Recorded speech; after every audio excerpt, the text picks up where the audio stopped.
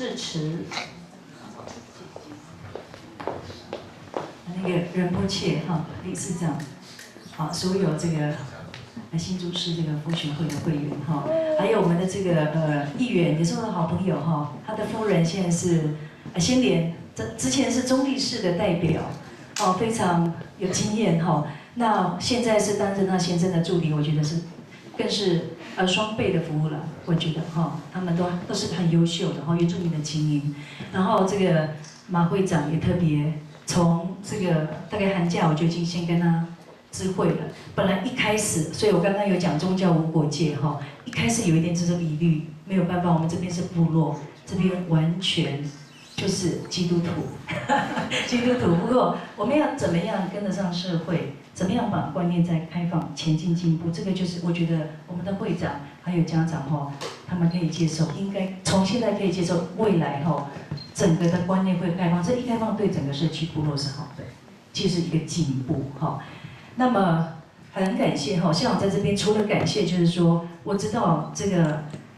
我们要给原住民的孩子什么？我觉得他们要的是爱。那这个爱应该是建立在需要，而不是想要。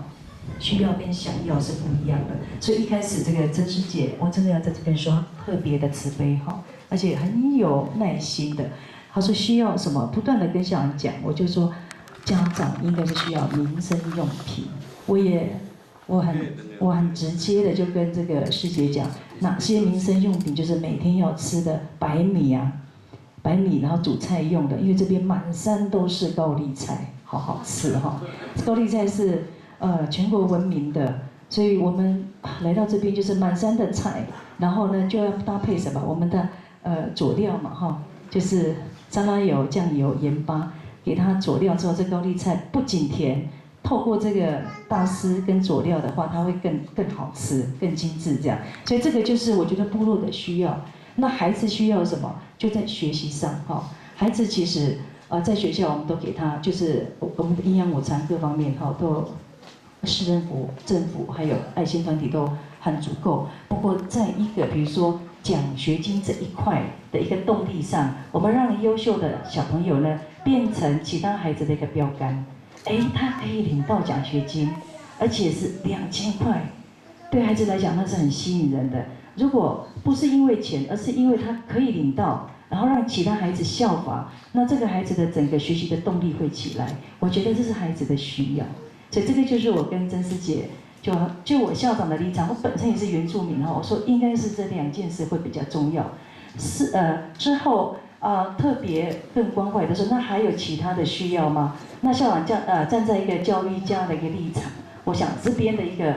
整个教育的学习环境，如果还有需要你们还能帮助的话，我今天也特别做了2份计划，交到王理事长的手上。那这个事后的话，可能就是对整个光华的，不管是小朋友，不是只有这现在的小朋友，未来整个在光华念的小朋友，如果我们有透过一个好的一个学习环境，这个需要上它是长久的。所以今天以校长的立场，除了谢谢你们，我觉得你们把最好的爱放在部落上的需要和孩子上的需要，乃至于未来整个学校的永续发展的需要上。真的代表所有的光华的孩子，还有学生哈，还有老师，跟你们说声谢谢，谢谢你们哈。讲这个贵宾，我们请仁波切嘛哈，仁波切，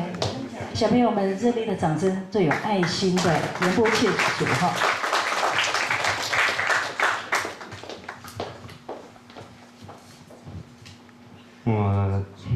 各位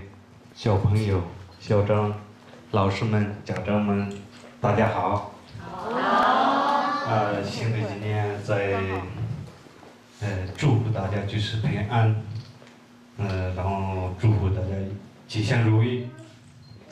那今天呢，就是我们在新竹市吉祥自善人的这个就是佛教团体，我们就来到这个光华学校，我们就一个认识你们。来到这个非常的难的机会，我也非常的高兴认识那么可爱的小朋友，然后那么认真的、那么优秀的那么有请的这些的校长、老师、家长非常的难得，非常的高兴。那今天呢，就是我们这边有一个心意，我们的这个爱心的心意，然后就来到这边，就是大家这个关怀，对，这个我们就这个先的这个意思，就是来这边最重要就是刚刚就是说的，我们就是爱心，这些呢就是我们没有搞度的区块，然后没有宗教的那个区块，都是一样共同的，我们就是地球的就是一家人，所以我们就是宗教也都一样，然后就是我们就所有的国家、所有的种族都一样的，我们就是这个爱心呢，就是大家每一个人就是最埋的、最需要的，最就是这个共同的一个价值今天我们这个很多这个原住民的这个小朋友、校长，这我们认识，我们个人呢非常的开心。那谢谢大家。我就讲这个，祝大家新的一年就是平安，然后就是新的一年一切都吉祥如意。那小朋友加油啊，好好的读书。小朋友们说，人过谢谢你呗，来，人